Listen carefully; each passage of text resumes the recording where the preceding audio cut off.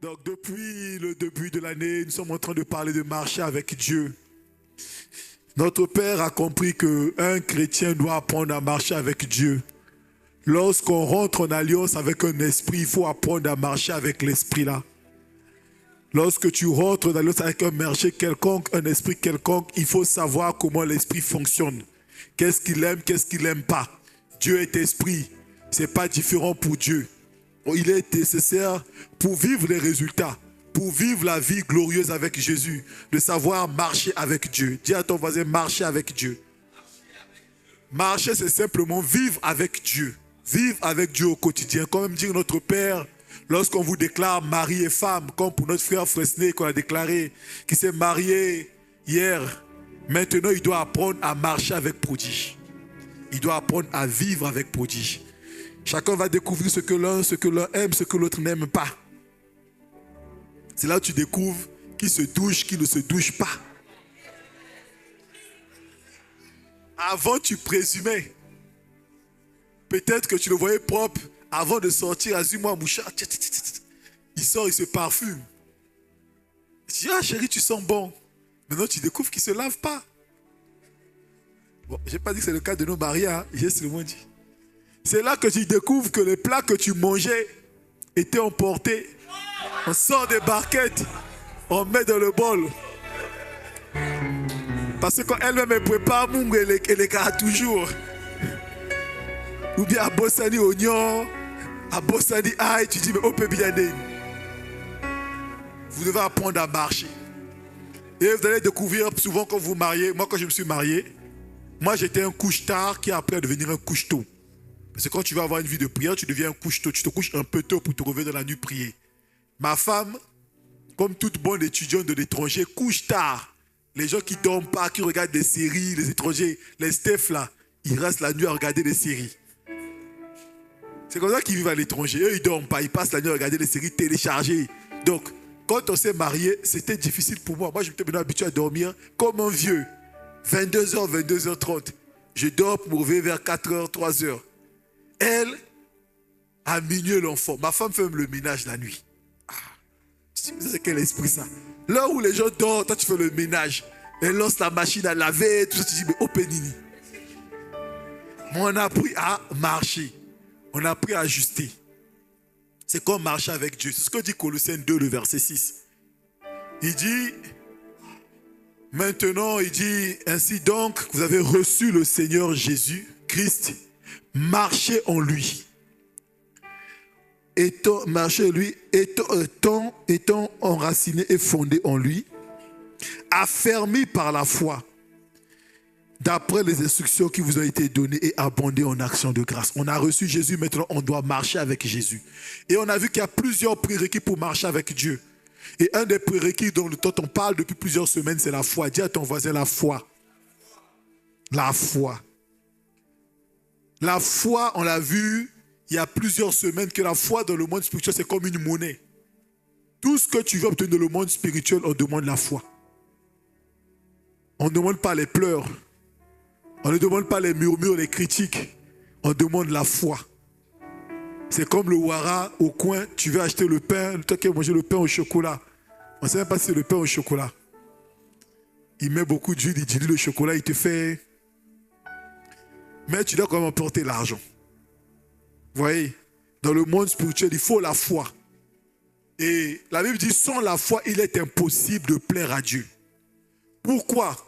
Parce que lorsqu'on se met ensemble, même dans le cas du mariage, on veut savoir si l'un a confiance en l'autre. C'est nécessaire qu'il y ait de la confiance entre vous.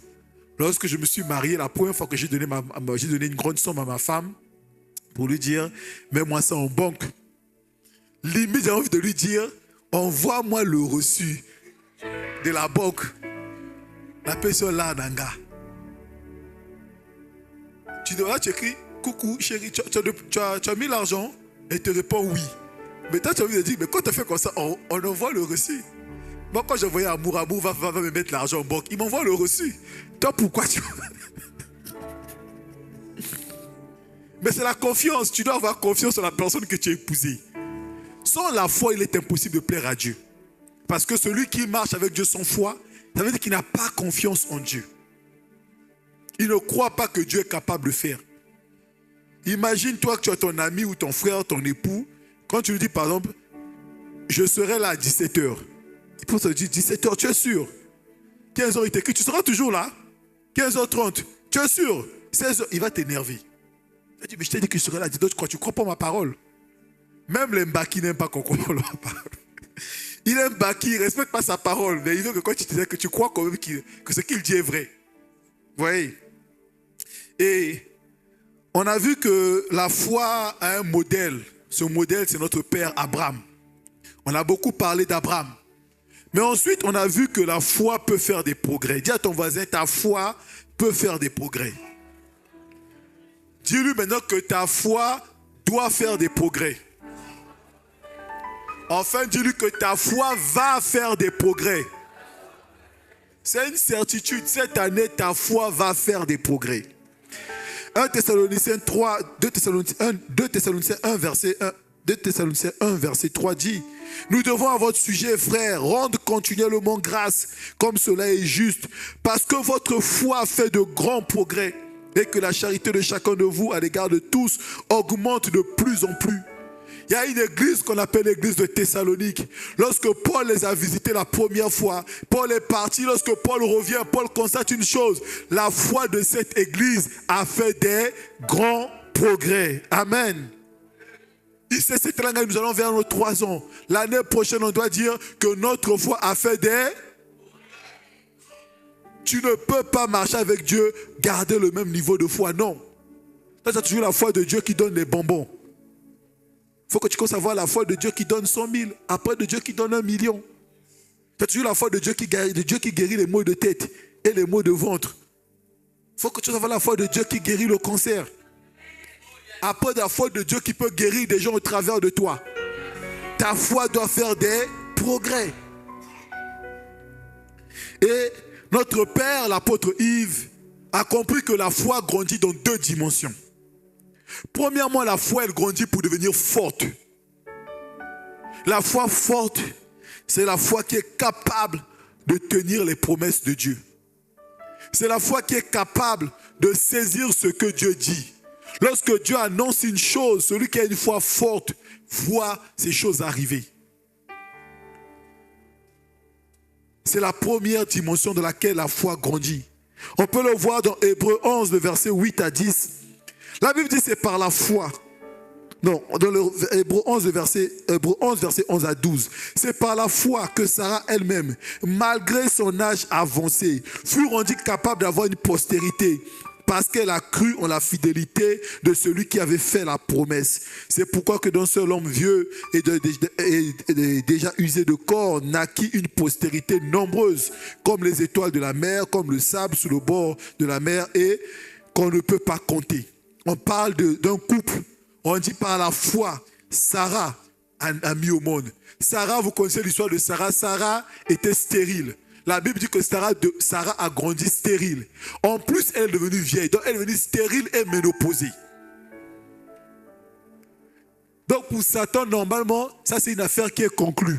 Elle ne peut plus mettre au monde. Elle est stérile et elle atteint la ménopause. Le dossier est clos. Et la Bible dit que c'est là que par la foi que Sarah fut rendue capable de mettre au monde. Dieu, parce qu'elle a cru sur la fidélité de celui qui a fait la promesse. Donc Dieu a fait une promesse. Sarah a une foi forte. Sarah a cru, elle a vu la promesse. La foi doit grandir. La foi grandit et devient forte en saisissant les promesses de Dieu. Tu dois travailler ta foi. Tu dois donner à ta foi une cible. Chaque année, tu dois donner à ta foi une cible en fonction des promesses que Dieu t'a dit. Tu dois exercer ta foi. Quelquefois, tu as un besoin. N'appelle pas d'abord l'oncle que tu as l'habitude d'appeler. N'appelle surtout pas l'ex. Dis surtout pas l'ex. Parce qu'il y a des gens, quand c'est chaud à Bengi ex, elle fait semblant, oh, coucou, comment, je voulais prendre de tes nouvelles. Après, à la fin, oh, tu peux m'envoyer un peu de crédit. Ah, Seigneur. Tu dois donner à ta foi une cible. Dans Luc 11, lorsque les apôtres disent à Jésus, fais-nous grandir la foi, Jésus leur explique que non. Il ne répond même pas, il rentre dans une parabole, il dit, qui parmi vous est un serviteur qui, après avoir préparé tout ça, il lui dit, viens manger avec moi. Il dit non, au contraire, il lui dit, va continuer à faire deux tâches, quand tu auras fini, tu fais. Il lui explique que la foi, c'est ton serviteur. Il y a quelques semaines, on a dit que la foi, c'était le moyen dans le monde spirituel. Ce matin, je te donne une révélation. La foi, c'est ton serviteur. Tu dois l'envoyer aller chercher des choses pour toi. Tu dois dire à ta foi, ma foi, je veux me marier. Donc tu lui donnes une cible. La foi agit comme un chasseur. La foi doit poursuivre la cible jusqu'à la saisir. Et quand ta foi a fini, ne dis pas non, comme ma foi m'a donné le mariage, je me repose. Non, tu dis à ma foi, maintenant je veux les enfants. Cours, va me chercher l'enfant. Quand la foi a eu des enfants, tu dis maintenant la foi, moi je veux éduquer mes enfants. Donne-moi les moyens. Je disais à un de mes frères un jour, il dit mon grand frère, tu vois, tu es militaire, on sait que l'armée, les salaires ne sont pas fameux. Mais malgré ton salaire de militaire, tu t'es marié. Et quel que soit, même si ton mariage a été bas, il doit coûter entre 4 à 6 millions. Ça veut dire que ta foi peut atteindre 4 à 6 millions. Maintenant, ce que tu dois faire, tu prends la même foi pour trouver 4 à 6 millions, voire plus pour acheter un terrain. Quand il te l'a dit, oh, je dis voilà, il n'a pas la foi. Il ne comprend pas que la foi, c'est-à-dire, c'est ton serviteur. Tu dis à ta foi, va chercher les promesses pour moi. Je dis toujours aux étudiants que j'ai, lorsque je leur parle de la foi en formation, que je donne des objectifs à ma foi. Je dis cette année, je veux ça, ça, ça, ça. Je prends des choses que mon salaire ne peut pas m'offrir. Puis je dis ma foi, je veux ça. Là, je lui ai dit, je veux un demi-terrain à Wendy. Je lui ai dit ma foi, je veux un demi-terrain à Wendy. Va chercher le prix. Je n'ai pas ça, mais je veux. Donc, vous devez donner une cible à votre foi. La foi forte, elle saisit les promesses. Et il y a une autre dimension qu'on appelle la foi ferme. La foi ferme, ce n'est pas à propos de saisir les promesses de Dieu, non. La foi ferme, c'est à propos de rester fidèle à ce que Dieu dit. De rester fidèle à Dieu. Peu importe les intempéries, peu importe les vents et les marées. La foi doit arriver au niveau de devenir ferme. Lorsque la foi est ferme, que Dieu donne, que Dieu ne donne pas, tu bénis Dieu. Tu ne dis pas non, moi je quitte l'église là parce que depuis que je prie, non. La foi ferme, ce n'est pas la foi qui regarde aux promesses, c'est la foi qui regarde Dieu, des promesses. Que je reçoive pas, ce qui importe pour moi c'est Dieu. Ce qui importe pour moi, c'est de rester dans la foi. Alors, l'apôtre Paul va dire à Timothée un secret. Il va lui dire, Timothée, tu vois, la foi, et il dit, Timothée, tu as vu la foi de Thessalonique, comment elle a grandi. Cette foi ferme, par exemple, dont on parle, c'est celle dont on parle dans Hébreux 11, versets 8 à 10. C'est par la foi que Abraham, lors de sa vocation, obéit et partit au milieu de ce qu'il devait recevoir en héritage. Et il partit sans savoir là où il allait. C'est par la foi qu'il vient s'établir sur la terre promise comme dans une terre étrangère, habitant sous des tentes, ainsi qu'Isaac et Jacob, co-héritiers de la même promesse. Car il attendait la cité qui a des solides fondements, celle dont Dieu est l'architecte et le constructeur. Abraham est parti poursuivre une promesse de Dieu. Vous voyez, Abraham a commencé à marcher avec Dieu. Sa foi est devenue forte. Il est rentré dans la terre promise. Mais lorsqu'il est rentré dans la terre promise, sa foi a fait un bond. La foi est devenue ferme. Abraham a arrêté de regarder à la terre promise. Il a commencé à voir une autre cité dans le monde spirituel.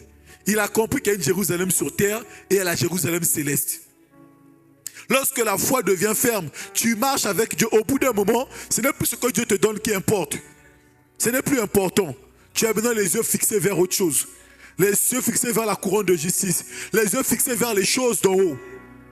Ta foi est devenue ferme. Ce n'est plus que non, je viens à l'église, je veux que le prophète vienne prophétiser pour moi. Quand on prophétise pas, je viens à l'église. Que Dieu me parle pas, j'ouvre la Bible, je lis et je viens à l'église.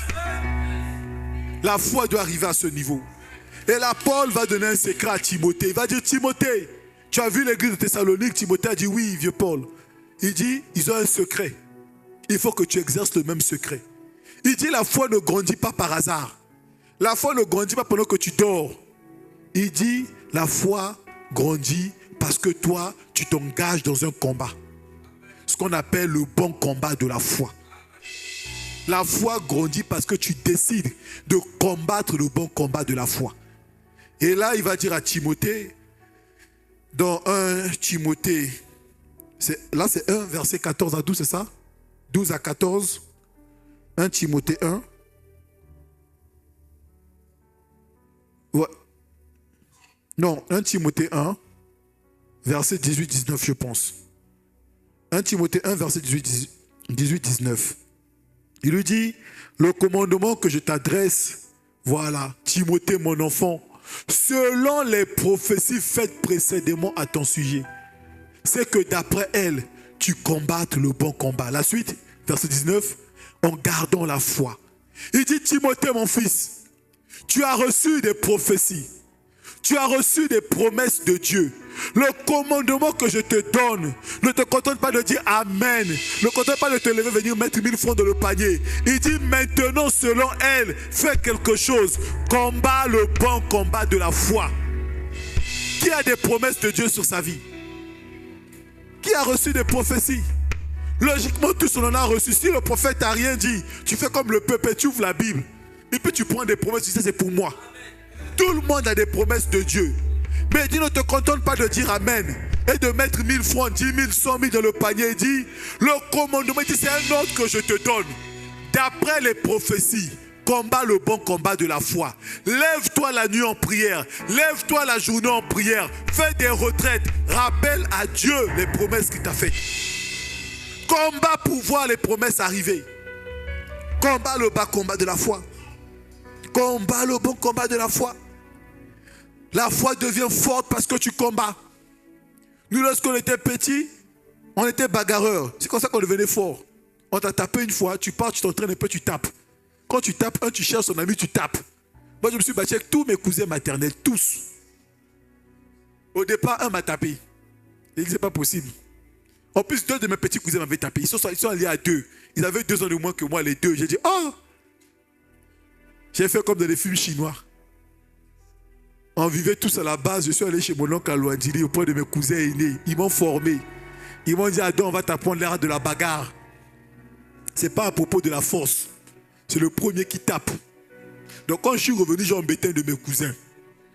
Il dit, Adam, au banga subi sauter. Au moins, te bête à cœur. Parce qu'on va taper 2 fois. Il dit, oh, ok, je provoque. Il m'a dit, petit, tu commences le premier. Tu donnes un bon coup à l'œil. Pendant qu'il a les 1000 étoiles, tu battes, tu doubles, tu encaisses. Après, on va vous séparer, tu as gagné. J'ai pratiqué et ça s'est passé exactement comme ça. Tu vas combattre. On devient fort en combat. Quand j'ai tapé un, les autres ont dit, Adam a changé. C'est plus le petit qui est arrivé par se lever le butin de 10 litres. Là, maintenant, il a la force. Ils m'ont juste appris la technique. La foi, c'est la même chose. Ta foi doit combattre. Tu dois lui donner des cibles. David a fait ses propres. David faisait des combats de la foi. David disait dans le psaume 119, verset 81, il dit, mon âme languit après ton salut. J'espère en tes promesses. Il dit, Seigneur, j'espère en tes promesses, nuit et jour. Se languir veut dire soupirer après quelque chose, s'attendre ardemment à quelque chose. Donc, David venait continuer le monde devant Dieu. Pas seulement dire, Seigneur, tu es bon. Il dit, Seigneur, j'attends les promesses. Les promesses que tu m'as faites. Tu as dit que je serai ceci. Tu as dit que je serai cela. Tu as dit que par moi, ma famille sera bénie. Mais je ne suis pas encore là. Tu as dit que ma famille sera grande. Je manque de tout. Seigneur, j'attends tes promesses. Il cherche les promesses de Dieu. Il dit la même chose dans le psaume 135. 130, pardon, le verset 5. Il dit, j'espère en l'Éternel, mon âme espère. Et j'attends la promesse. C'est le combat de la foi. Tu as dit, c'est l'année de la croissance. Je n'ai pas encore de témoignage. Tu as dit que je suis censé aller étudier en Europe. Là, j'ai eu le bac, ça fait 4 mois. Je n'ai pas de visa. Comment je vais étudier? Tu as dit que je serai grand dans le pays. Il n'y a personne pour payer mes études.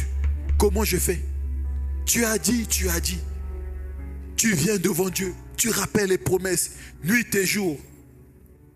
Tu ne peux pas avoir des promesses où ta vie est dormir. Les promesses tardent parce que tu dors trop. Pas toi, ton voisin. Trop de foufou, babadi, matembele. Tu manges trop. Au lieu de prier, tu dors. quand on dit on va jeûner, ton jeûne, c'est intermittent. Tu commences, il y a des gens qui posent la question, le jeûne commence à minuit.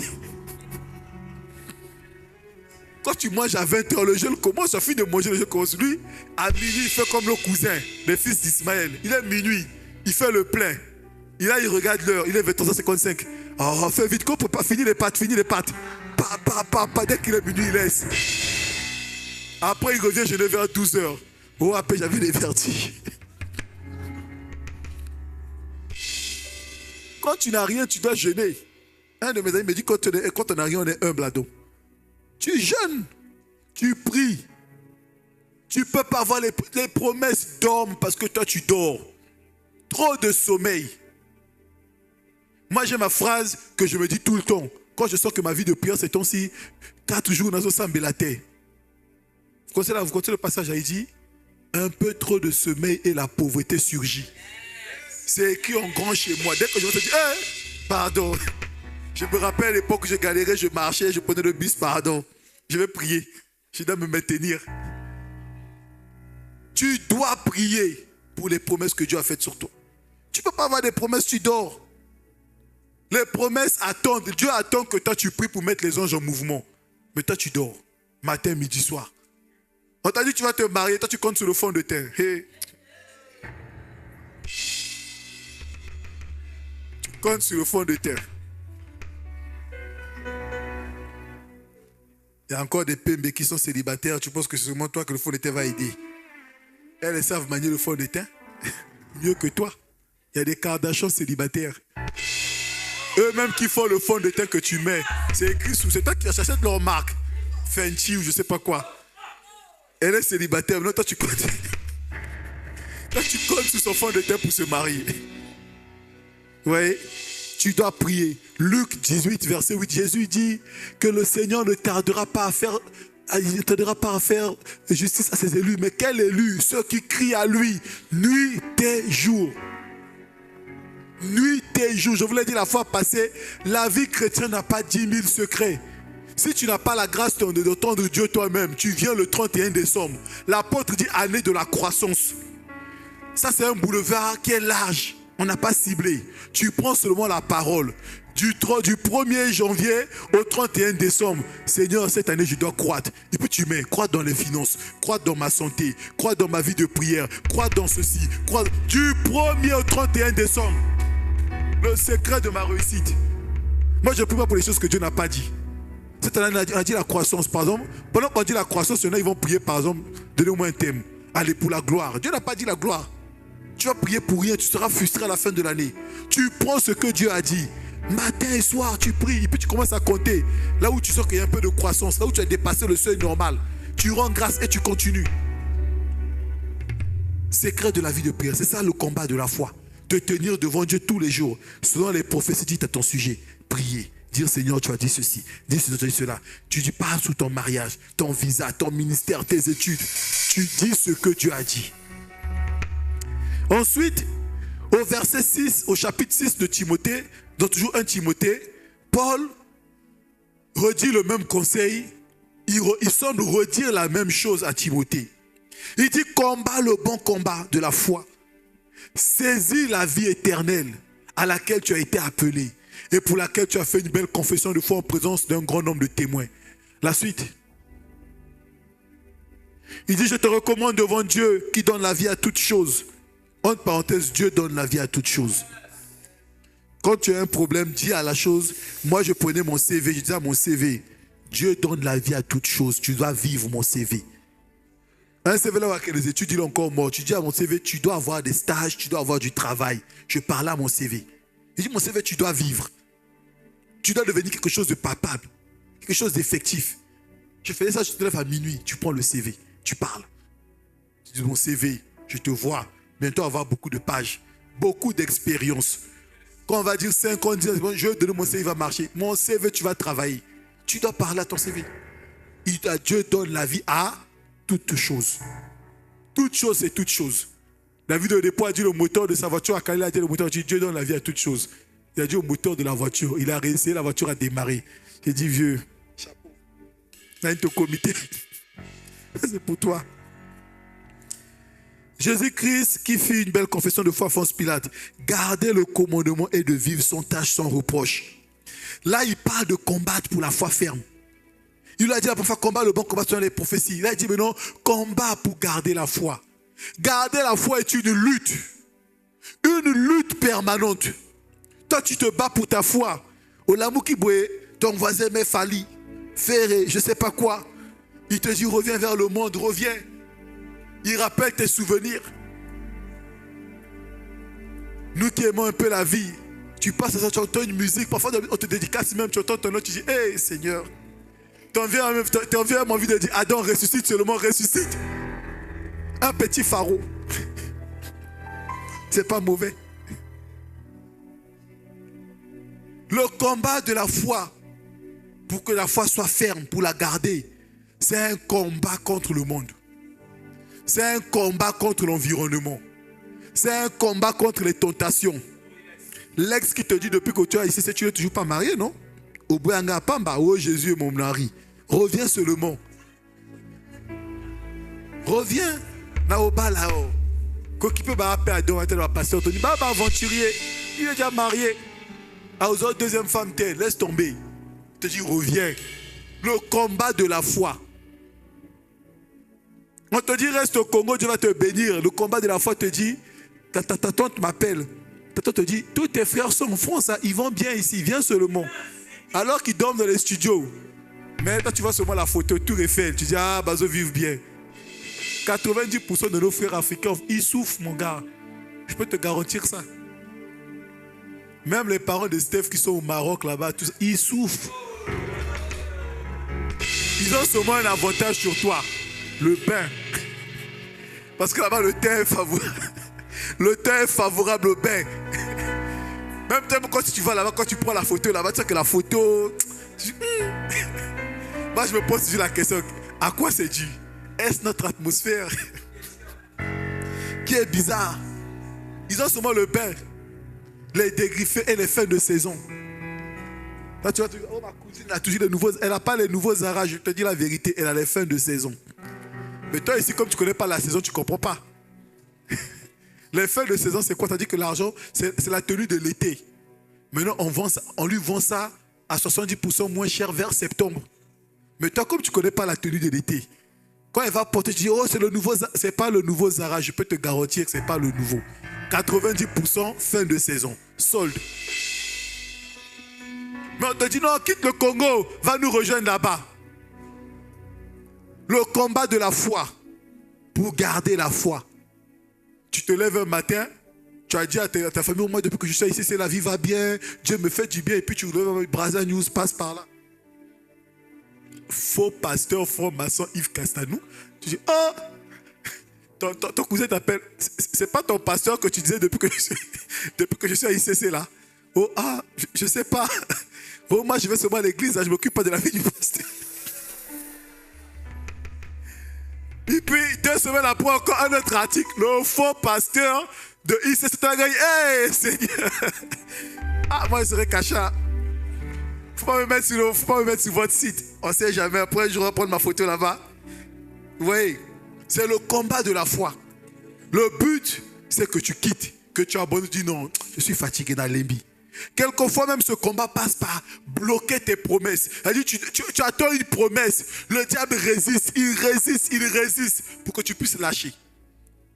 Si tu veux le combat là, vous voyez, vous avez déjà vu cette image où on prend un fil, où on met un câble et puis on met 2 forces. On met 2 groupes de personnes. Un est là, un groupe est là. Et puis on dit tirer jusqu'à ce qu'un lâche l'autre. C'est ça le combat de la foi. Le diable est de l'autre côté du bout du fil. Il tire de toutes ses forces. Il tire. Le but c'est que toi tu lâches. Tu dis ça tarde trop. Ezoya kate. Ah, je lâche. Liba lango ils ont traîné trop. Là ta mère te dit, tu as maintenant 36 ans ma fille. À l'âge là, hein, c'est plus facile de mettre au monde. Hein. C'est plus facile. Et comme par hasard, c'est le même jour où tu vas aller sur YouTube, tu vas voir un docteur, les docteurs, t'expliquer que non, à 38 ans, hein, le taux de de production de vulve commence à baisser et tout ça. Donc, si tu ne mets pas au monde maintenant, tu as moins de chances. C'est ce qu'on appelle la stérilité secondaire ou je ne sais pas quoi. Tu dis, hé Seigneur, là l'ex t'embête aussi. Puis pendant que tu dis, l'ex t'écrit coucou. Je voulais savoir de tes nouvelles. Là, tu dis, Seigneur, est-ce un signe que j'aille avoir mon enfant d'abord? Le combat de la foi nécessite de se battre. Parce que ce combat ne cherche pas les choses. Ce combat regarde au témoignage de Dieu. Le seul but du combat de la foi ferme, ce n'est pas que Dieu a fait. C'est que Dieu dise bon et fidèle serviteur. C'est le combat que Job a mené. Job était chez lui, béni de Dieu. Un homme qui craignait Dieu. Avec ses enfants, on ne va pas lire le passage, c'est trop long. Et la Bible dit, Dieu était dans le ciel, Satan est venu. Et il dit, Satan, tu viens d'où? Il dit, je me baladais sur la terre. Satan, c'est un baladeur. Toi qui aimes te balader, demande-toi quel esprit t'anime. Tu sors de chez toi sans destination. Oh, je me promenais ce mois. Après, je passais dans le quartier. Je suis venu vous dire bonjour. Tu pas me dire, je sais pas quoi tu fais des choses comme ça. Va voir ton reste pour désir. Tu passes, tu dis, des roses pour je suis là. Satan, il se balade. Donc, toi qui te balades sans motif, sans raison. Les gens qui n'aiment pas rester chez eux. Je sens que je ne peux pas rester chez moi à paix. Je dois sortir. Quel esprit t'anime? Donc, Satan se baladait. Il dit, tu as vu Job? Il dit, oui, oui, j'ai vu Job, mon fils. Il dit, tu as vu le bon témoignage que Satan a dit, oh, Zambi. Toi, tu prends quelqu'un, tu le mets au lait, au miel, et puis tu dis que non, il te craint. Attends toi-même. Tom et Kanani. On lui retire d'abord tout ce qu'il aime là. On va voir s'il va continuer à te craindre. Le pauvre Job, comme dit l'apôtre, il ne savait pas, on a lancé un pari sur lui. Et on a ici, il y a des paris sur vous dans le monde spirituel.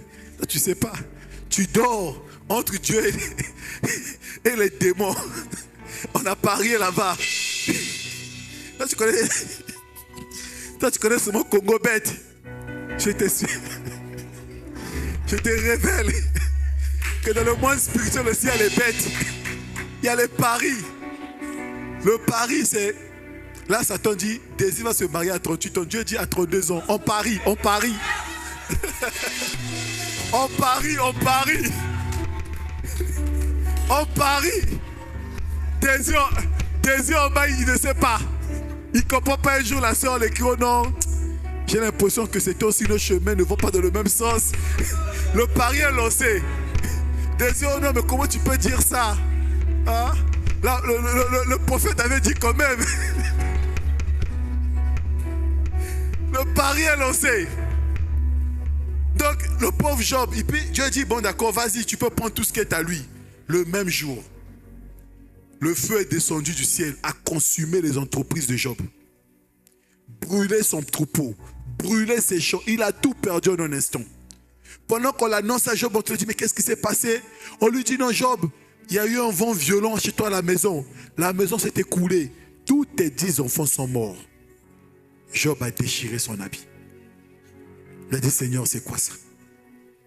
C'est quoi ça? Et la Bible dit, à ce moment-là, au verset 21, verset 20 et 21, alors Job se leva, déchira son manteau et se rasa la tête, puis se jetant à terre, il se prosterna et dit, je suis sorti nu du sein de ma mère. Et je ne retournerai et nu je retournerai dans le sein, au sein de la terre. L'Éternel a donné, l'Éternel a ôté. Que le nom de l'Éternel soit béni. Et la Bible dit en tout cela, Job ne pécha point. C'était le round 1. Job a tout perdu. Mais comme Job, c'est un homme qui a une foi ferme, et que la foi ferme ne regarde pas au matériel, Job a dit, tant que j'ai Dieu, ça me va. J'ai perdu mes enfants, c'est pas grave. J'ai perdu ma maison, j'ai perdu mes biens, mais j'ai toujours Dieu. Il y a des gens comme ça dans notre génération. Il y a beaucoup de cantiques spirituels que les gens chantent, qui ont été écrits par des gens comme ça. Il y a un cantique spirituel qui dit l'amour de Dieu si grand, si fort et plus grand. Cet homme a écrit ça quand il a appris que dans un crash d'avion, je pense bien, sa femme et ses enfants sont morts. Hein? Dans un navire. Sa femme et ses enfants sont morts. Il a écrit un cantique à Dieu pour parler de l'amour de Dieu. L'amour de Dieu, il a tout perdu. Il n'a pas fait comme ton voisin. Pas de notre église, l'église d'à côté. Je quitte l'église. Je laisse la foi. Il a écrit. Donc, Job gagne le round 1. Satan dit non, Dieu. Il dit, dans Job 2, il dit, Il y a une chose que toi et moi on sait que les humains ne savent pas à propos d'eux-mêmes. Peau pour peau, un homme est prêt à tout pour sauver sa vie. Satan sait qu'un homme peut tout donner pour sa vie. Ce que toi tu ne sais pas. Voilà pourquoi dans les loges on te dit donne ta femme. Satan il sait depuis l'éternité que l'homme, pour sa vie, pour son confort, mais l'homme ne sait pas ça. Il dit à Dieu, round 2. Si je le touche, il va te maudire. Parce qu'il a seulement perdu femme et enfant, l'homme il est vivant. Et là, Job tombe malade, gravement malade. Job ressemble à un homme maudit. Quelquefois, ne jugez pas très vite les gens. Quelqu'un vit des épreuves, non, elle est en train de maigrir parce qu'elle aura qu'ils aient mis. Frère, sois humble. Il existe des concerts, il existe beaucoup de choses. Non, la virée du boulot, c'est sûr qu'il a péché. Sois humble. La Bible dit qui a reconnu le bras de l'Éternel. Il dit il était comme quelqu'un qui est maudit. On parle de Jésus. On dit quand Jésus était à la croix, ceux qui voyaient disaient que cet homme doit être maudit. Parce qu'il est mort de la mort des maudits. Les maudits, on les mettait nus sur la croix, sans vêtements. Il est mort comme les maudits. Donc toi, arrête de juger les hommes de Dieu. Oh, tel homme de Dieu a couffé la tonneau. Ministère n'a qui clarté. Jean-Baptiste, Jésus a dit à pas plus grand que lui, il est mort décapité.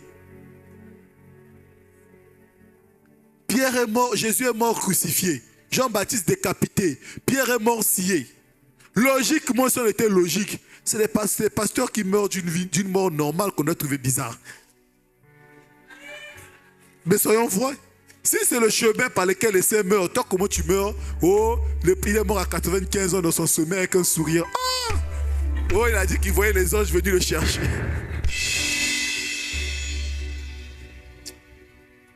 C'est les morts de Thomas. Les Philippe, les gens qui n'ont rien fait de la Bible. Il était souvent disciple. À ça, il est leur ôté. Il n'a pas embêté Satan. Satan a dit, bon, laissez-le mourir. Quelqu'un va sourire. De toute façon, il n'a rien foutu sur la terre. Ne juge pas très vite les gens. Et là, round 2, Job subit ce qu'il subit. Et Job refait la même profession de foi. Le verset 9 à 10. Job revient, il dit encore, sa femme lui dit même, on juge la femme de Job. Mais la femme de Job, c'est une femme qui a vu son homme souffrir. C'est une femme qui voit son homme souffrir, elle comprend pas ce qui leur arrive. Dans l'espace de 7 jours, ils ont perdu enfant, maison, maintenant l'homme est malade. Elle dit, maudit Dieu et meurt. Elle est pas en train de se rebeller contre Dieu. Elle dit, tu souffres trop mon chéri. Koufa kaka. Je préfère que tu partes que te voir souffrir comme ça. Pars seulement. Comme tu ne peux pas te suicider parce que tu crains Dieu. Si tu le maudis, au moins lui va te frapper, tu vas mourir. Job lui dit, tu parles comme une femme insensée. On reçoit de Dieu les bonnes choses, on reçoit aussi de Dieu le mal. Il dit en tout cela, Job ne pécha point. Vous voyez, la Bible dit en tout cela, Job ne pécha point. Ça veut dire quoi? Quand Job dit qu'on reçoit de Dieu aussi le mal, ce n'est pas faux. Sinon Dieu lui dit, moi je ne donne pas le mal le jour où tu as péché. Quelquefois, on reçoit de Dieu le mal. Mais ne dis pas amen pour ça quand même, ne dis pas amen. De peur qu'il te dise, attends, je t'envoie ça, tu vas goûter au yéba. Mais retiens quand même quelque part qu'on reçoit aussi de Dieu la foi ferme. C'est la dimension. Job a dit, c'est pas grave, j'ai Dieu, même en mauvaise santé. Tant que je vis, je vais louer Dieu. Vous aimez chanter ça, non? Je te loue avec ma main, je te loue avec moi. Si je n'ai plus de... Job qui a pratiqué ça le premier. Job a pratiqué le premier. Nous on chante seulement. Oh, si je n'ai plus de main, je te louerai avec les pieds. Si je n'ai plus de pieds. Job a pratiqué le premier. Il a dit, même si je n'ai plus rien, tant que ma bouche parle, je vais bénir Dieu. Je vais bénir Dieu. Ce sont les vivants qui te louent. La Bible n'a pas dit que ce sont les vivants bien portants. Ce sont les vivants qui louent Dieu. Dès que tu es vivant, tu dois louer Dieu. Bien portant, pas bien portant, tu dois louer Dieu. Le combat de la foi, c'est tenir face aux épreuves. Dans 1 Samuel 12, lorsque David a tué Uri, qu'il a eu un enfant avec Bathsheba, on lui a dit l'enfant là doit mourir, c'est la sentence de Dieu. Pendant 7 jours, David a jeûné et prié. On a vu David abattu. Mais lorsque l'enfant est mort, on a dit, si on dit au roi que l'enfant est mort, le roi va mourir de soucis. Mais David a compris que l'enfant était mort. Il leur a dit, l'enfant est mort. Ils ont dit oui. David s'est levé. Il a dit, amenez-moi le rasoir. Il s'est rasé, il s'est parfumé, il s'est habillé, il a mangé. Il a dit, oh, l'enfant est mort. Il a dit, mais je priais parce qu'il était en vie, Dieu pouvait le sauver. Maintenant qu'il est mort, que l'Éternel soit béni. Il n'a pas dit à Dieu, tu avais dit que tu es miséricordieux. Hein? On a vu ça sur les statuts cette semaine. Oh Dieu, comment quelqu'un a vaincu le cancer et puis tu as permis qu'à Koufa quand même, que le cancer revienne. On a vu sur vos statuts. Ça c'est quel genre de Dieu ça? La pauvre dame, elle a souffert. Elle a souffert. Seigneur soutient son époux. Comment tu peux permettre? Mais il a permis, c'est fini. Comme dit l'apôtre Ivan, tu es comme quelqu'un, tu es sous la route, l'autre te bouscule, il casse son rétroviseur, il est pour lui parti. Toi tu restes debout, tu continues à l'insulter. Mais il est parti. Tu vas faire quoi? Il est parti. Ce combat, beaucoup de chrétiens l'ont mené. Ce combat, quand on lit Hébreu nous dit qu'il y a des gens qui sont morts, Hébreu 11, entre le verset 32 à 40. Il y en a qui sont morts, tués par l'épée. Parce qu'ils ont refusé de nier Jésus-Christ comme Seigneur et Sauveur. En Afghanistan, en Irak, en Iran, en Syrie, beaucoup de chrétiens le font encore. Regarde derrière toi le vide qu'il y a derrière toi. Nous, c'est moi la pluie. Je dis, ah Jésus, je t'aime. Mais Loubouté Nanga, Loubouté, et au Polate, jamais. L'église est connectée, online. Seigneur, nous prions que... On a dit que le réseau tombe, mais il faut faire ce genre de prière. Il y en a qui ont été font l'objet de moqueries pour leur foi pour Dieu. Moi, je me rappelle quand je me suis converti, quand je m'appelais Pasta, ça me fondait le cœur. Parce que moi, dans ma tête, déjà à l'époque, les pastas, c'est des galériens. Des galériens, des gens qui viennent quémander, embrouiller les gens. Moi, les gars, c'est des embrouilleurs. Quand on m'invite dans une église, dès que le gars a prêché, là, il a bien prêché, bientôt il va demander l'argent pour le micro. Et puis il demande aussi l'argent pour le micro. Zambi, bateau, vraiment. Pas même ça, elle a la fait. Donc on me disait Pasta, moi, on m'appelle pas Pasta, quoi? Je suis frère. C'était pas l'humilité. Je ne voulais pas avoir le nom là. Moi, je me suis converti, j'ai fait 9 mois à la maison, je ne partais pas à l'église. Je me suis converti en regardant le club 700 et j'ai comme ça à lire ma Bible seule à la maison. Je ne voulais pas aller à l'église, je ne voulais pas qu'on sache que je suis chrétien parce que je me moquais trop des chrétiens. Champion numéro 1 de se moquer des chrétiens. Il dit, s'il découvre ça vraiment dans Samboui. Il dit, toi aussi tu es maintenant chrétien. Il dit, je me suis caché. La foi, d'autres ont vécu des moqueries, d'autres ont été fouettés. Toi, ta foi, on n'a rien fait. On ne t'a même rien fait. Il y en a ici à l'église, les paroles les ont chassés de la maison. On te chasse. Il y en a à Castanou, non. Le franc-maçon là, tu veux continuer à le suivre, sors de chez nous. Ils sont restés fermes. Il y en a, je connais des couples dans l'église qui ont 10 ans de mariage, 15 ans de mariage sans enfants. Fermes, heureux. C'est vrai, l'âme soupire à cause de l'enfant. Mais tu n'entends pas que non, à cause de moi, la catholique, après, à cause de pas, comment on appelle la louzolo, je ne sais pas quoi. Ils sont restés dans l'église. Toi, tu as 25 ans. Tu n'es pas encore marié. Tu quittes 25 ans. Il y en a qui ont 36, 38 ans, aller dans l'église, ils n'est pas marié. Ata signe à fiancé. Même pas le petit nuage, comme dit Élie, pour espérer que le mariage est là. Rien. Son ciel est bleu, de chez est bleu de chez bleu. Aucun signe de la pluie. Mais elle bénit Dieu. Ça, je parle avec les jeunes. Tu as des jeunes de 22 ans.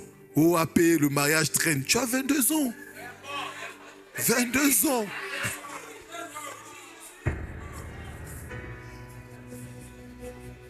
Oh non, Jésus Kende AP. Oh, tu n'as même pas fini les études, tu veux te marier pour aller où?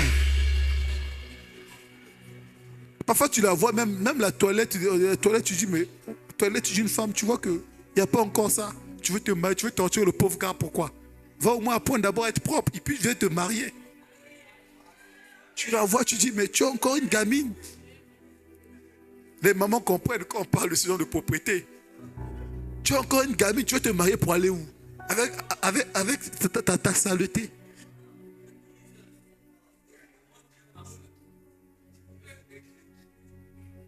Tu as des gens, il a à peine fini les études. Il vient d'avoir sa licence, même pas le master. Oh non, AP, ça fait 5 mois que je cherche. Je prie. Vraiment, moi, je ne comprends plus Dieu. Je ne comprends plus. Est-ce que l'histoire là marche vraiment 5 mois? Il y a des gens qui ont 7 ans.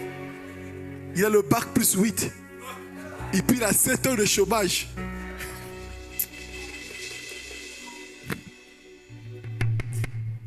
Thessalonique était un modèle de cela. La Bible dit, en parlant au verset 4 de 2 Thessaloniciens 1 qu'on a lu, il dit, nous aussi nous vous glorifions dans les églises de Dieu à cause de votre persévérance et de votre foi au milieu de vos persécutions et de vos tribulations. Il y a des gens dont la foi tienne ferme au milieu des persécutions et des tribulations. Rien ne marche, mais tu es là. Je dis toujours aux gens, moi les voisins disaient à ma mère, amour c'est, moi non, baninga luka mosalaye, kotamla na simakastanu, na moucheur à pembe. Donc, eux, ils venaient à l'église pour voir ce que je vais faire, ce que moi je fais à l'église.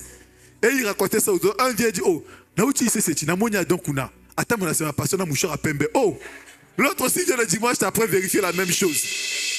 Là, quand tu passes dans le quartier, ah donc Castanou. Mais on plus moucheur à pembe. On plus moucheur. Ah Dieu, souviens-toi de nous. Mais aujourd'hui, tous ils me demandent, là, ils me voient, oh mais ils m'appellent le même vieux. Ah, grand frère, déparle-moi quoi dans ce galère, regarde eux. Regarde la grand frère, même si j'ai la barbe blanche et les cheveux, mais toi tu avais la barbe blanche avant moi, c'est quoi le problème? Vous, des petites moqueries. Il y en a qui ont quitté l'église parce qu'on allumait l'église sous Brazanius. Il a dit, pardon. Presseur les quito. La foi ferme, c'est la foi qui résiste aux intempéries, résiste aux persécutions, résiste aux tribulations. Mais c'est aussi la foi qui refuse de se plier à la contrainte, refuse de se plier à la pression. Aman a dit à Mardoché, prosterne-toi devant moi. Aman est l'équivalent du premier ministre. Mardoché, c'est un secrétaire au niveau de la présidence là-bas. Il dit, si tu ne te prosternes pas, je te coupe. Mardoché a dit, mes genoux, c'est pour mon Dieu.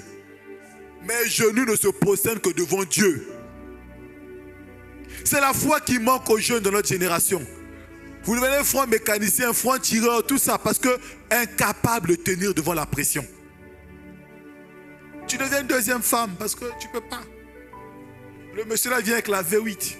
On a vu l'image à qui? Vous avez vu l'image à qui? Non, le gars est sur la moto avec sa chérie. Et puis, Jeep et l'équipe, on a vu chérie matin. Le gars est descendu, il est monté, il dit, ah, le fond en train de crier, il dit, papa, la vie c'est les moyens.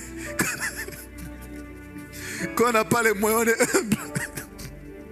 Oh putain, tu n'as pas les moyens, cause moi ça qui t'a reboué. Tu es suicidaire. Frère, il y a des femmes, quand tu vois, tu sais que ce n'est pas ton niveau, pas seulement ton chemin. Regarde, les femmes aussi disent vraiment. Tu veux l'entretenir avec quoi? Avec la foi.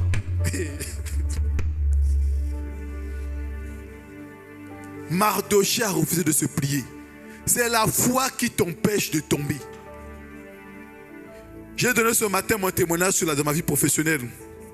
J'ai eu mon bac. J'ai eu mon master 1. Je faisais le master 2 avec la pagaille à la fac. J'ai eu un stage. Et après ce stage, je suis rentré. J'ai eu un autre stage. Et puis j'ai fait 16 mois. J'ai eu un stage de 6 mois. Le stage de 6 mois m'a donné 1 an de contrat. Et puis après ça, j'ai fait 16 mois sans boulot. Et là, une amie à moi m'appelle et me dit, une amie de fac, Seigneur, que Dieu bénisse ce genre d'amis, que Dieu te donne ce genre d'amis. Qui me dit, Adam, mais j'ai mon cousin, il ne cherche pas un juriste, mais je peux lui présenter ton dossier. Je lui ai dressé un topo sur l'importance d'avoir un juriste dans son entreprise. Et il est emballé. Donc, elle a tout fait pour moi. Et elle a pris mon CV, elle a donné à son cousin. Et je suis arrivé, quand j'ai commencé à travailler, 2 mois, son cousin était satisfait. Il dit, mais c'est vrai, je vois que c'est important d'avoir un juriste, parce que je galérais avec certains documents que tu arrives à faire. Et quelques mois plus tard, il me dit, on va faire ce qu'on appelle la déclaration fiscale, déclarer les impôts. Et il me dit, tu sais que les Congolais ne payent pas vraiment les impôts. Ne faites pas semblant, vous êtes réputés. On est réputés, je vous dis la vérité. J'étais dans un pays et j'ai acheté des choses dans la boutique. Et puis le gars me dit, where are you come from? Je dis, Congo. Which Congo? DRC or the other Congo? Je dis, the other, the small one. Ah, the small one. Okay. I know that you have some problem of taxation. Donc il me dit, je peux te mettre 50% parce que la douane chez vous est chère. Vous voyez, donc, même là-bas on sait que nous on n'aime pas payer les impôts. Je vous dis la vérité. Si tu vas à Dubaï, tu vas à Sharjah, partout on fait des achats là. Tous les commerçants de Sharjah, dès que tu donnes le passeport, oh, you are from Congo. Okay, I will do something for you. Hein? Don't worry. It will be cheap. It will be cheap. Bon, je sais, la plupart se demandent qu'est-ce qu'ils parlent. Je parle pas en langue. Ce qui est sûr, c'est que je parle pas en langue. C'est le langage de la terre. Et il te donne le document. Donc le gars me dit, on doit faire la déclaration. Et moi, j'ai dit, mon gars, moi, je ne peux pas faire ça. Il me dit, comment ça? Il me dit, fais-moi un mail pour me dire ce que tu as dit là. Je comprends déjà sa démarche. Je fais un mail, je dis, je ne peux pas faire une fausse déclaration fiscale. Pire, tu me dis de signer ça. Il fait asseoir le comité de direction et puis il fait lire le mail. Il me dit, tu as deux choses. Ou tu t'excuses, tu fais le document, je te laisse ou je te vire. J'ai pensé, autant je galérais. On se moquait de moi. Tu traînes dans le quartier, Kossam là, matin, midi, soir. Nous là aussi, bon, parfois pas de sagesse, 14 heures, tu cries. Oh Dieu, souviens-toi de moi. Les voisins t'écoutent. Il dit, ah, Zambi, dans la zone, sur le quartier, Kolia, Mikate, tu côté ma culotte. Là où moi je porte la veste, je sors. On me respecte. Mais j'ai dit non. Moi je suis chrétien, je ne peux pas faire ça. J'ai démissionné. Quelque temps après, j'ai eu un boulot. Je me postulais en ligne, une ONG qui protège les animaux. Là-bas, le problème, c'est que ils ne respectaient pas les dimanches, les jours de prière. Donc, le salaire est petit, mais il y a beaucoup de missions. Il y avait deux avantages, les missions et les connexions. Tu travailles avec beaucoup d'étrangers, beaucoup de blancs. Quasiment tous ceux qui ont travaillé pour cette ONG, tous les jeunes noirs ont fini en France. Parce qu'ils ont des réseaux, les gars les facilitent pour ça. Parce que si tu travailles bien ici, ils peuvent te prendre, t'emmener au Pérou. Donc, pour t'emmener au Pérou, ils vont te faire un réseau pour que tu aies le passeport, le visa facilement. Ou ils t'emmènent au Brésil, partout à les forêts. Donc, je prends l'emploi. Et puis, un dimanche, je suis à Pointe-Noire en mission. À l'heure de la prière, on m'envoie au tribunal. Le dimanche, le tribunal est fermé. Mais le gars là a travaillé seulement pour moi. Je suis resté calme et dit vraiment, je ne peux pas être loin de la maison de Dieu le dimanche. Par la grâce de Dieu, moi je fais partie des gens où je ne sais pas si j'ai déjà raté un culte le dimanche. Sauf si je suis dans une villa où il n'y a pas ICC. Ou bien il n'y a pas une église que je connais où je peux aller prier. Ou soit je ne connais pas où se trouve ICC là-bas, je n'ai personne pour m'indiquer. Je vais toujours à l'église le dimanche depuis plus de 10 ans. Je reviens, on avait un séminaire, je ne pouvais pas servir parce qu'on travaillait.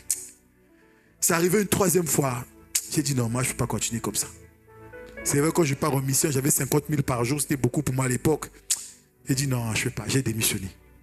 Je suis chômage. Mes oncles, mes Léa Lubana Moyanayo, Atika Bouzou, Balaviaka le Sambote, Sala Sambila, Sambila Sala. J'ai dit lui, Kakou Sambela, Kakou Sambela. J'ai même dit à mon mentor, il m'a dit, donc il faut être sage, petit. J'ai dit, vieux, comment je serai à l'église loin de la maison de Dieu? La Bible dit, j'étais dans la joie, comme me dit, allons dans la maison de l'Éternel. Moi, je n'ai pas de joie. J'ai eu un troisième boulot. Là, c'était un chrétien, une chrétienne. Elle, maintenant, elle gérait les portefeuilles clients. Le client avait 9 millions dans son portefeuille. Elle a consommé 3. Elle me dit, modifie les calculs en sorte que ça tombe sous 6 millions. J'ai dit, oh, 1. J'ai dit, je suis chrétien, je ne fais pas ça. 2. On gérait le portefeuille de la famille présidentielle. Quelqu'un de très proche, très proche. Il disait, ça va finir à la CID, ça. Pardon, j'ai encore démissionné. Parce que, pour moi, la maison de Dieu, mon témoignage de Dieu était plus grand que le boulot. Je suis resté au chômage quelques mois, peut-être 9 mois. À l'époque aussi, j'étais fiancé, dans le chômage, tout, ça a mal tourné, très mal tourné. Et puis j'ai eu un boulot, un petit boulot. Le boulot aussi, 10 mois ne me payait pas. J'ai dit, Dieu, tout ça, c'est le moment où je te cherche. Et puis après, j'ai eu mon boulot actuel. Et je bénis Dieu que j'ai appris à combattre. Parce qu'il fut un temps, même dans mon boulot actuel, où les choses, les vents ont soufflé. Il fallait prendre position. Maintenant, quand tu prends position, tu sais que si tu prends mal position, les avantages sont finis. Il n'y a plus de voyage, il n'y a plus de mission, c'est le tarmac. Brazzaville tous les jours. Oh, parfois voyager, ça aide. Tu sors un peu, il n'y a pas de coupure de courant. Moi, 10 jours, 2 semaines, ça fait du bien. Tu te réveilles, tu vois, il n'y a pas de coupure. Je sais que pour ton voisin, ta voisine dit, est-ce que c'est possible? Un endroit là où il n'y a pas de coupure pour le... Oui, ça existe, mon frère, ça existe. Je peux te garantir. Je me tiens sous la chair de mon père, je ne peux pas mentir sur la chair. Il y a vraiment des pays où il n'y a pas de coupure. Donc, il fallait prendre position. Oui, mon gars, Nito, on parlait. Pasteur Tony dit, ah, mon gars, c'est chaud, on fait comment? Ah! Et là, je priais. Dieu m'a donné 2 passages. Le premier, je le garde pour moi. Le deuxième, Apocalypse 12, verset 11. Ils ont vaincu à cause du sang de l'agneau et des paroles de leur témoignage. Et la suite qui m'a intéressé, il dit, ils n'ont pas aimé leur vie jusqu'à craindre la mort. Dieu m'a dit, n'aime pas ta vie jusqu'au point de craindre la mort. J'ai dit, bon. J'ai dit à Dieu, on fait un deal. Garantis-moi au moins mon salaire, qu'on ne me vire pas. Tant que je peux payer ma maison, manger, c'est bon. Qui garde le reste. J'ai pris ma position. En plus, moi, j'étais très proche de la personne contre qui j'ai pris la position. Donc, dès que j'ai dit ça, c'est un traître. Même toi, quand il marche, je me dis, même toi que j'ai nourri, blanchi, tu me fouilles. J'ai dit, grand, je suis toujours là, mais là où tu vas, là, vraiment, moi, c'est pas bon pour moi. C'était grave. Quand tu passes, pas traître, ingrat. À bosser dans ce collier. Ok, Mika. Ok, Moké. Là, comment là, tu as ma veste. Tu dis, ah, tu baisses moi la tête. Mais j'ai une conviction. Dieu ne m'a pas dit ça. Dieu m'a dit, reste là où tu es. Ne bouge pas. Tu dis, s'il faut perdre, je perds. Comme dit notre Père, on ne vous prêche pas des choses qu'on n'a pas vécues. On a vécu ça. On a vécu ça. On a eu aussi des tentations. On a eu la tentation frappe à ta porte. Tu dois avoir une foi ferme. Pourquoi? C'est la foi que Dieu récompense. La foi forte saisit les promesses et ça s'arrête sur la terre. Mais la foi ferme traverse l'éternité. Paul a dit à Timothée que moi-même j'ai fait ce que je t'ai dit de faire. Il dit dans 2 Timothée 4, il dit au verset 5 à 7, il dit au verset 6, car pour moi je sers de libation et le moment de mon départ approche. J'ai combattu le bon combat, j'ai achevé la course, j'ai gardé la foi. Désormais la couronne de justice m'est réservée de la part du Seigneur le juste juge, il me la donnera.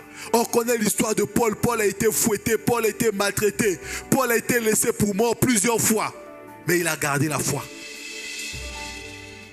On va achérir en te disant, mon frère, tu n'as pas le choix dans les temps dans lesquels nous sommes que d'avoir une foi ferme. Les temps sont de plus en plus mauvais. Nous sommes à l'aube de la grande tribulation.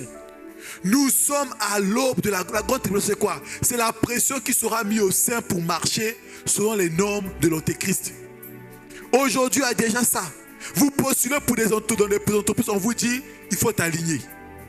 Ou couche-toi ou aligne-toi. Ce qui est pire, c'est qu'aujourd'hui, même si tu es homme, on te dit couche-toi. Ou aligne-toi. Tu es homme, tu dis, mais chef, nous sommes 2 garçons. Il dit, mais alors, les Serge Bonobo le font. Pourquoi pas nous? Vous allez arriver à une époque, croyez-moi, tu vas avoir ta petite table au marché. Celui qui gère les tables au marché est là-bas. Il te dit, Olingi, tu veux la table, aligne-toi. Mais oui. Quand la tribulation va venir, plus le temps va passer, plus ils vont serrer les boulons pour que tout le monde s'aligne. Ça marche comme ça. Tu vois, moi, pasteur Tony vous a donné plusieurs fois son témoignage, comment il était persécuté au boulot. Mais c'était pendant notre grande tribulation. Quand c'est comme ça, on serre les boulons. Tu as travaillé sur un dossier. Et puis tu entends qu'on a payé tout le monde sauf toi. Tu dis, oh, mais comment? On dit, aligne-toi. Viens, j'ai les fruits d'or. Je t'en donnerai. Mais une seule condition. À la queue, le tu tiens seulement derrière. Les temps vont devenir durs. Plus on va grandir. J'ai peur pour vous qui avez la vingtaine. Et j'ai peur pour ceux qui rentrent à peine dans la trentaine. Je bénis Dieu pour nos parents. Je bénis Dieu pour ceux que nos mamans qui ont la quarantaine, la cinquantaine. Ils vont vers la fin de leur carrière. Ils vont moins vivre ça que nous. Mais chez nous, ça sera intense. Ça sera compliqué. Si tu as la grâce d'avoir le boulot, tu veux monter, on va te dire, aligne-toi.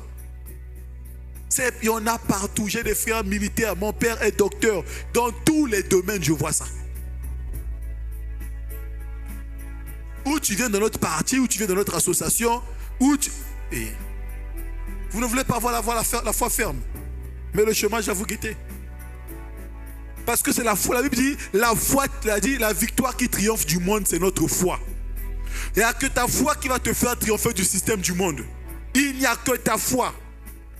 On a pris position avec Pasteur Tony, on n'a pas regretté. Ça a été dur un moment. Mais aujourd'hui, j'ai plus de faveur de mon chef que hier. J'ai plus de bénédiction de mon chef que hier. Je ne sais pas ce qui s'est passé. On n'a jamais discuté de ça, lui et moi. Il était fort. Il a son envie comme un bout d'un moment. Et puis à un moment, ça a changé. J'ai plus de missions, plus d'opportunités, plus de primes que je n'avais hier. J'étais prêt à tout donner. J'ai dit, je garde tout. J'ai dit, Seigneur, donne-moi sur mon salaire. Il faut que ma femme mette quand même sa perruque. Moi, je peux réserver pas les cheveux, c'est pas grave. J'ai la tondeuse, mais ma femme, Seigneur, ma femme. Pense à ma femme. Là, tu fais semblant. Tu parles de toi-même et tu dis, Seigneur, pense à ta fille. Et dis à Dieu, Seigneur, tu sais que tu as dit à ta fille de quitter le Sénégal pour me suivre. Ma femme travaille, elle a son boulot pour me suivre. Seigneur, imagine-moi là-bas, toi, tu es à la Ndinga. Eh, Zambi, na futata loyer, aliata. C'est mon argument de tous les jours.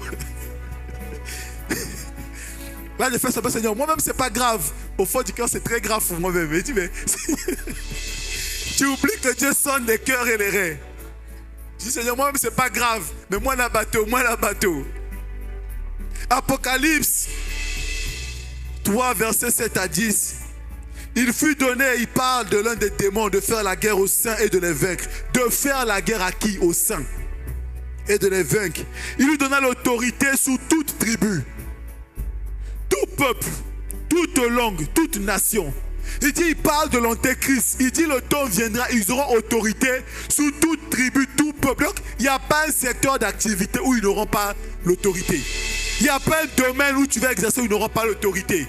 Qui a permis? Dieu dit, pour un moment, on leur donne l'autorité. Il dit, sous toute tribu, tout peuple. Il dit, tous les habitants de la terre l'adoreront. Ce dont le nom n'a pas été écrit dès la fondation du monde dans le livre de vie de l'agneau qui a été immolé. Si quelqu'un a des oreilles qui l'entendent, si quelqu'un a des oreilles qui l'entendent, si quelqu'un mène en captivité, il ira en captivité. Si quelqu'un tue par l'épée, tu iras par l'épée. Il faut qu'il soit tué par l'épée. C'est ici la persévérance et la foi des saints. On est dans un temps. Il dit les saints, ceux dont le nom est écrit dans le livre de vie, ils doivent faire preuve de persévérance. Leur foi doit être ferme. Dieu ne nous abandonnera pas, mais la foi doit être ferme. La foi doit être ferme. Il n'y a pas un secteur où tu voudras rentrer, il n'aura pas autorité. Mais si tu as la foi, tu rentreras sans te plier. Il dit la même chose dans Apocalypse verset 14, 8 à 14. Il dit, un second ange le suivit en disant, elle est tombée, Babylone la grande, qui a abreuvé toutes les nations du vin de la fureur de son impudicité. Et un troisième ange le suivit en disant, d'une voix forte, si quelqu'un adore la bête et son image et reçoit une marque sous son front et sous sa main, il boira lui aussi le vin de la fureur de Dieu, verser son mélange dans les coupes de la colère. Il sera tourmenté dans le feu du souffle, devant les 16 anges et devant l'agneau. Et la fumée de leur tourment monte au siècle des siècles. Ils n'auront repos ni de jour ni de nuit, ceux qui adorent la bête et son image, et quiconque reçoit la marque de ce front. C'est ici la persévérance des saints qui gardent les commandements de Dieu et la foi en Jésus-Christ. Ta foi doit être ferme dans cette saison. Tu ne peux plus t'amuser à jouer avec ta foi, non. Les gars contrôlent déjà tout. Dans ce pays, la majorité des jeunes garçons deviennent deux fois. Ils contrôlent déjà tout. Si ta foi n'est pas ferme, tu ne t'en sortiras pas. Nous autres, on bénit Dieu, on a déjà au moins un boulot. On dit à Dieu préserve. Mais vous qui voulez rentrer dans le monde de l'emploi, vous qui voulez vous marier, les temps viendront où vos beaux-pères vont demander, le garçon que tu m'emmènes là, il est où? Il est avec nous ou pas? Tu crois qu'à côté de ta maison qui voulait servir l'Éternel? Eux aussi, leur maison, ils veulent servir leur Dieu. Tout le monde évangélise. La fille que tu veux épouser est d'où? Elle est d'où? Nous, on est rotariens. Toi, tu es quoi? Ah non, pas de mariage entre nous. Parce qu'ils payent un prix cher pour avoir ce qu'ils ont. Ils sacrifient, ils pleurent leurs enfants chers. Ils pleurent leurs enfants aimés. Tu penses que quelqu'un pleure son enfant aimé pour te donner son bonheur gratuitement?